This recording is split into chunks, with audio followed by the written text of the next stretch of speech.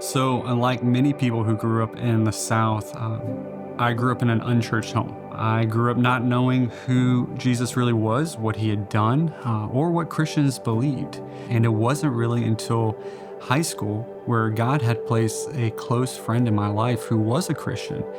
And he had the conviction that he needed to share the gospel with me. We would have conversations all the time about who Jesus was, what faith meant, what salvation was, what sin was. And because of the really the hardness of my heart, most of those conversations unfortunately turned into arguments.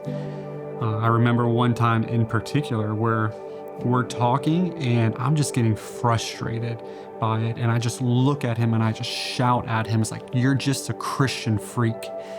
And he looked at me with all sincerity in his eyes and he said, "Sean, because of your sin, you're going to hell."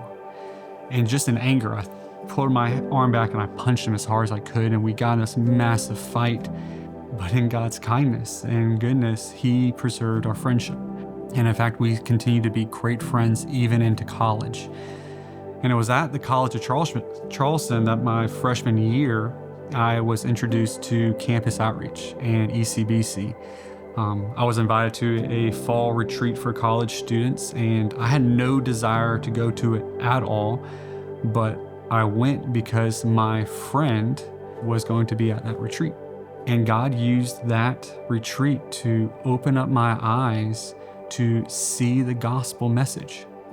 And the crazy thing is, it was the same message that my friend had shared with me for all those years, that God was the holy creator God over all things, including of myself, and that I had sinned and transgressed against God, that I had rejected him as the Lord and King over my life, and instead I had declared myself to be my God and my King.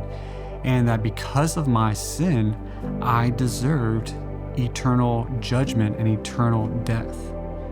And it was in that moment that Jesus Christ and the gospel message finally made sense.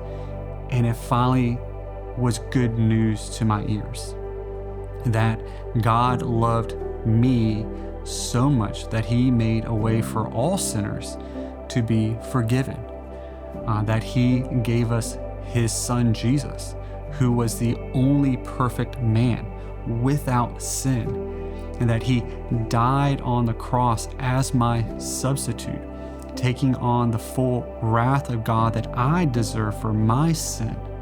But he died in my place, and that he was raised to new life, showing that he had the power to defeat sin and death.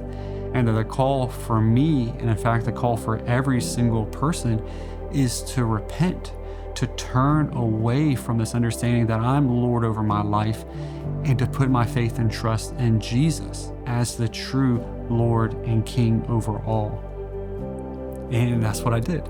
And God was very kind that he put godly people in my life through campus outreach and the church to disciple me. And they taught me how to read the Bible, and they taught me how to pray, and they taught me how to share my faith. I now learn more and more about who God is and how he loves me and his plan for all people for his glory. He took a sinful kid who had no desire to know anything about God and to show me who he was and to lead me to faith in him. I'm eternally grateful for that.